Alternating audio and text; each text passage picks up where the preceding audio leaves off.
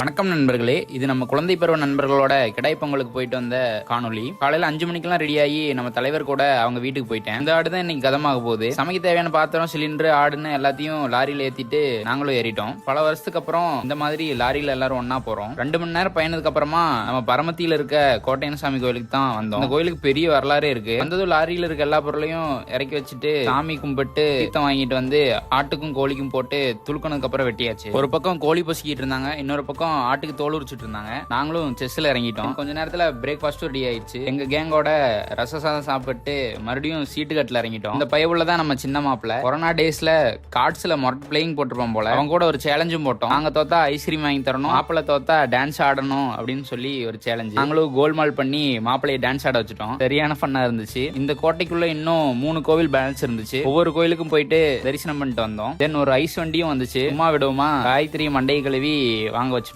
எல்லாரும் ஃபன் பண்ணிட்டே சாப்பிட்டுட்டு இருந்தோம். அடுத்தது பெரும்பூஜையும் நடந்தது. இன்னொரு பக்கம் கெடா கறியும் ரெடி. நாங்களும் கேங்காவுக்கு வந்து செம்மையா சாப்பிட்டோம். டேஸ்டும் வேற லெவல்ல இருந்துச்சு. ரொம்ப நாள் கழிச்சு இப்படி ஒரு கடாய் பொங்கல் சாப்பிட்டதுக்கு அப்புறம் எல்லாரும் கேங்கா பேக்கரிக்கு போலான்னு சொன்னாங்க. சரி, நானும் அப்படியே கோயம்புத்தூர் கிளம்புறேன்னு சொல்லிட்டு அவங்க கூட அப்படியே பேக்கரிக்கு போயிட்டு ஜூஸ், ஐஸ்கிரீம் எல்லாம் சாப்பிட்டு கொஞ்ச நேரம் எல்லாரும் பேசிக்கிட்டு இருந்தோம். அப்புறம் எனக்கும் பஸ் வந்துருச்சு. எல்லாருக்கும் டாட்டா சொல்லிட்டு நான் கரூர் நோக்கி கிளம்பிட்டேன். கரூர்ல இருந்து இன்னொரு நீண்ட நேர பயணத்துக்கு அப்புறமா கோயம்புத்தூர் ரீச் ஆகிட்டேன். அவ்வளவுதான் நண்பர்களே.